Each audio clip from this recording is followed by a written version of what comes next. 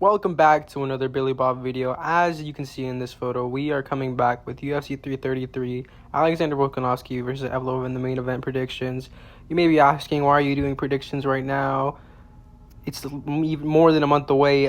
This is my channel. I can do what I want. I need video ideas, so we will sit here and look through these fights, and honestly, it's a pretty banger card. Starting off with Grant Dawson versus Nurullo Aliyev, I think that's how you pronounce his name. Pretty plain forward. As you can tell by the crafty editing on your screen, we have received funding and our budget has went up. I just had a brain fart. Grant Dawson's record is 24-3 with a draw. I think those are the random ones. Just like the normal ones without, because if it was a no contest, I would say not contest. I'm not a casual, I promise. Nurullo Aliyev is coming in undefeated, both off wins. There's nothing really to say here. I don't really pay attention. You guys saw in my last video, if I don't really know a lot about them, I'll kind of just say something general about them and then move on, because I'm not going to sit here and LARP like I know these fighters, because then I would get teared up, you know? So, let's just move on, honestly. Next up is Abu Smagomedov versus Cam Ralston.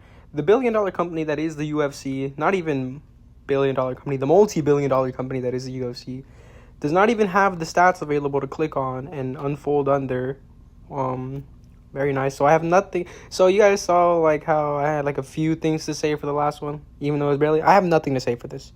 Abu Smagomedov is from Germany. He looks like he's from Dagestan. His name literally ends with Magomedov. Cam Ralston looks like a can. That's all I can take away with this. At least with the stats, I could like say that we mog him in something. Something gets mogged in something, but no, I can't even say anything about this. So, middleweight bout, we need some more starts at middleweight, honestly. It needs some love, because the people who are at the top are kind of falling off. Cough, cough, Izzy. So, moving on to the next fight. Now, here is a fight I'm actually excited to see. Once again, the UFC does not have the stats or anything, but fortunately for you guys, I'm not a LARPer with these. Alexander Volkov, I think his last one was against Jailton Almeida. Almeida was doing nothing with control time, so Alexander Volkov edged him out. He should be the one fighting for the title, honestly, even though I think Tom would have just flattened him again. But Cyril Gane, you guys know what happened. There's no need to bring it up again. But Cyril Gane robbed Alexander Volkov, and now he's fighting Rizvan Kuniev. Rizvan Kuniev, his last fight was against Tyrell Fortune. He kind of put a beat on him. He broke his rib and then just keep baiting on him. The fact that his corner would even the fact that Tyrell's corner would even send him back out there after seeing the way he was getting mauled. We've seen a lot of like corners being fucked up. That Miller fight versus the other guy on the Quillen Southkill versus Gamrot card, he was getting beat up. He had nothing. He had no answers for Miller. His corner told him, you're losing, and they still decided to send him back out there like he was going to pull like a Hail Mary, something. But we all know what happened. He got fucking TKO'd like immediately after he got sent out. So I'm taking Alexander Volkov by a crafty decision. That speed that Rizvan Kuniev has, I don't think it'll actually be a problem for Alexander Volkov, but with his reach, his like leg length and everything, I think he'll be the one to just be able to teeps to the body, teeps to the body. You make him gas out, keep him on the end of his jab. You can tell I don't fight or really know the ins and outs. I'm just trying. I'm here, man. So I'm taking Alexander Volkov. Up next on the card, we have Nikita Krylov versus Abdul Rahman Yakiaev in a light heavyweight bout. Come on, dude. Nikita Krylov is ranked number 15. Abdul is unranked. I'm going to just go off of my recollection again. I haven't seen these really guys fight, except Nikita Krylov, who did not get his jaw broken by Robert Whittaker last time, despite what he was trying to say. He just tapped out, quit. I don't know. I've heard of Abdul Rahman Yakiaev, but I haven't seen him fight, so I'm just going to take Nikita Krylov. Like the way I'm saying takes right now, because I haven't seen most of these guys fight, is kind of stupid. Like you'll probably hear me like say a prediction and you'll be like, what the fuck is this guy saying? Like, does he even know how they fight? Like, you have to take my word for it. Like, if my prediction comes true, that makes me even more like of a, not a predictor, but a seer. Like I see it, just bear with me. I feel like Nikita Krylov, the way he was trying to get Robert Whittaker, I think he'll do it to Abdul Rahman Yakiaev. We're going to take Nikita Krylov I get that we're a month out, but we still have no odds on this. So I'm going to take Nikita Krylov by a round 2 knockout. Up next on the card, we have Loner or Loney, or Lonnie. I've seen, maybe Lonnie's just the nickname and Loner's his real name, but Loner Kavanagh versus Ramazan Timurov. In Brain fart. In Loner Kavanaugh's last fight, he got slept by Brandon Royval. Literally went to sleep after the choke went out. It was a great outing though. He rocked Royval really nicely. Just a fumble of the bag, Which after he beat up my GOAT Brandon Moreno, I was glad to see. And Brandon Royval got a win in the Big 26, so that's great, I guess. Ramazan Tamirov is coming off a brutal slime out over. Who's that Astro Boy again? I'm joking. Steven Urseg. Yes, Astro Boy, his rocket has been shot down by this. I think I literally said after Ramazan Tamirov got the knockout, what if this guy is just on massive amounts of just like steroids? Like, he's so small and he just keeps winging everything. He's like a something. He's like, I don't know. If you use steroids, you're automatically just trash. Like, I don't know what to say. Like, people glaze John Jones like this and this. He's a drug cheat. He's a drug cheat. That's plain and simple. He should not be considered in any GOAT list. John Jones tangent. But yeah, I think I'm gonna take Loner Kavanagh either by a decision or a round 1 to round 3 finish. Because I feel like round 2 he'll like take it off or something just to get his reads. In round 1, he'll like try to go out and do something, but round 2, he'll like chill out. I think Loner Kavanagh is just a way more refined, the black belt in Taekwondo, I think, or karate, or just something. He has a black belt in striking. I know that he does have that, and he's just really technical, really nice. His fighting style is really good. I really like it. Ramazan Tamirov, he just stands in front of you, wings over hands, right hands, hooks. Then again, while Loner Kavanagh is trying to set up his crafty striking, and Ramazan Tamirov just steps through and like slimes him out, I wouldn't be surprised, honestly. But I'm trying to see Loner Kavanagh get back into the win column so we can get him to some more primetime matchups, Ramazan Tamirov, I don't really see him going far in the division, but Loner Kavanagh, I think he has the capabilities to be a champion. And do I think he'll be a champion at flyweight? Will we maybe see him in a title fight with Van? Oh, also, I will be doing 331 picks with my friend any one of these days, but I'm gonna just leak it right now. I have Van winning by something. I just know I have Van winning, but hopefully Loner Kavanagh pulls it off so we can get him in a title fight later on.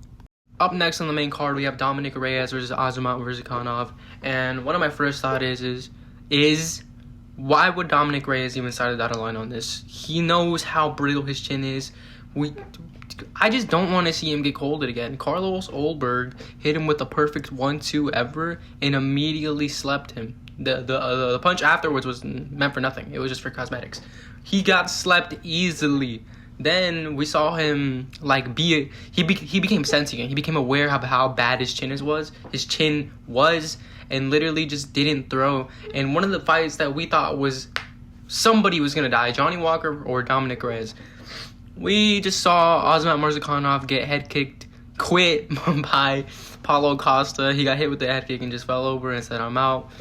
But before that, he slimed out Alexander Rakic with a single jab, and that's what worries me.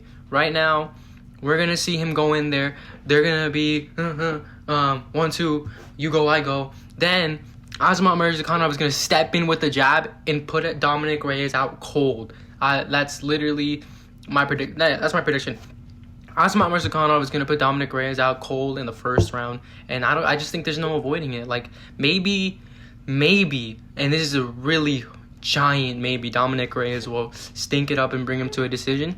But Azamat Murzakanov will have that power throughout the entire fight, and I just can't see Dominic Reyes avoiding any punch from him, because I think any punch that Azamat Murzakanov decides to sit down on and actually follow through against Dominic, he's going to put him to sleep easily.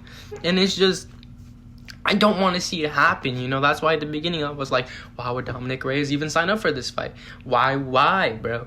He's literally only 2 spots ahead of you, but I guess they're not going to give him anybody higher ranked than that, or it would be worse to fight lower down. So I just debunked my own take. So best MMA content creator or whatever, man. That completely derailed my train of thought. So I take Azamat Murzakanov by knockout in round 1. Hopefully it's not as brutal as I do not want to hope to see Dominic Reyes out cold, but I hope it's just not horrible, man. I just hope he doesn't die in there. Yeah, taking Azamat Murzakanov round 1 KO. Coming up next on the main card, we have Arnold Allen, Almighty Allen, versus Aaron Pico. There's, again, this multi-billion-dollar UFC company that made so much sense. There are no stats for this, so you're just gonna get the original like photo. We got England versus United States. I don't know why I said that, but Arnold Allen versus Aaron Pico. We just saw Arnold Allen beat Melquizael Acosta. We saw Aaron Pico beat on Patricio Pitbull, and by those wins, you can already tell who I'm going towards.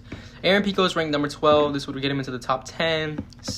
Arnold Allen, I think they're giving this to prove is like mainstay. You know, if you beat him, then then you're really top 10. Which he is, but like he keeps losing to the top guys. He lost to Gene Silva, man. I really wish he didn't, but Aaron Pico, man. Arnold Allen has power, like not like one shot knockout power, obviously, but he has power. Like his punches have cracked to them. So I see Aaron Pico trying to do the same thing he did to to Pitbull, where he tries to try to wait in, be patient this time though. Like he'll unlike Lerone Murphy, who was really going side to side and got hit with the fucking meanest spinning elbow. He'll try to do his patient game. I think Arnold Allen is just gonna walk him down. He's gonna maybe stay at the front for a bit, then realize, oh shit, you're buns. He's gonna walk him down, and I see Aaron Pico getting hurt really badly in the first round by Arnold Allen, and then Arnold Allen will close it out with a round 2 TKO. So that's my take. Arnold Allen, round 2 TKO. Finally, we arrived to the co-main event, which I'm honestly more excited than the main event. I feel like the only reason they put the main Alexander Volkanovski versus Evloev for the main event is because that obviously Evloev is from that region. So, and we're doing this in Abu Dhabi. So, I wouldn't be opposed to this being the main event rather. But then again, who really puts Alexander? Have we seen Volkanovski in a co-main ever? I don't think so. That's just my knowledge, but correct me in the comments if he has. Obviously, Petr Yan is a defending champion at bantamweight. They're doing the trilogy with Merab. There were some people thinking that they were going to do the Sean rematch, but no, Petr Yan was getting his back fixed. He was not getting height increasers. He was getting his back fixed. So that's a common misconception that people were saying that annoyed me a lot. But then we all found out that he got surgery for his back because, I don't know. When you're too much of a good fighter, too much of a boxer, injuries will come to you. So I remember seeing the Merab versus Petr Yan 2 fight live. I think I maybe popped into like the second round, and that was honestly just amazing. Seeing Merab go do his same thing, throw takedown after takedown and get nothing off of it, and then just get chewed up on the feet. That brought joy to my heart, like so much joy. I don't know when the switch up of Merab happened, where we started praising him for just going, just for the cardio, honestly. That's literally all they glaze him for.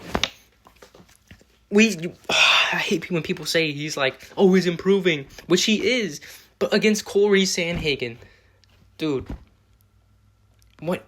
He got a win over a washed Figgy, and it was barely a win because, but he put him in that position. He gave him an injury. Now that I say that, he gave him it, but still, that wasn't like, he knocked out Figgy. He submitted Figgy. Bro, he gave him an injury. That's literally all I can say.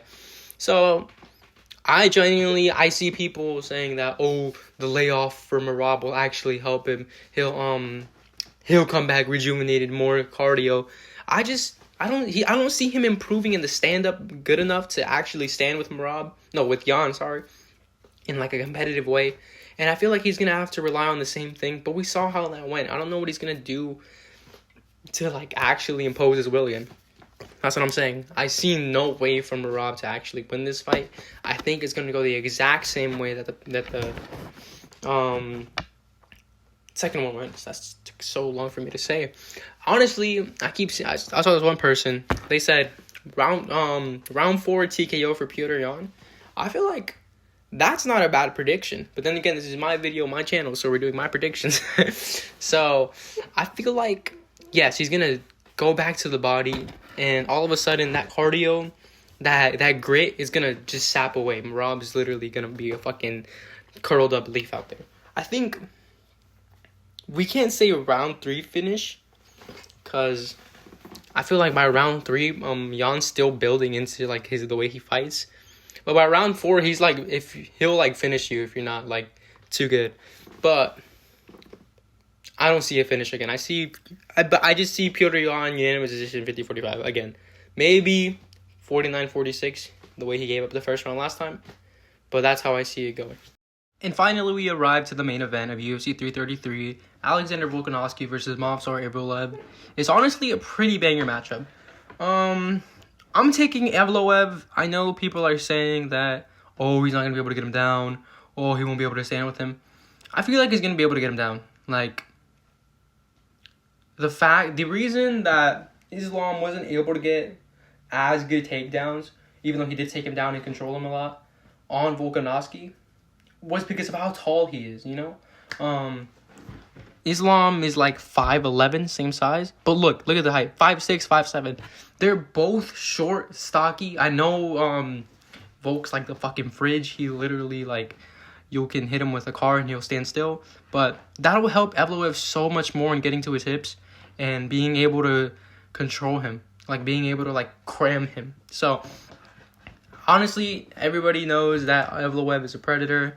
That's all I'm saying. I'm choosing him based off of his skills. I don't agree with him as a person at all. I don't like him as a person. And here's another reason. I want to see a move in the guard in featherweight. For years now, it has been, who is Volkanovski fighting next? Literally, Max Holloway has been locked out of the featherweight title picture because Volkanovski was the champ. He has 3 losses to him.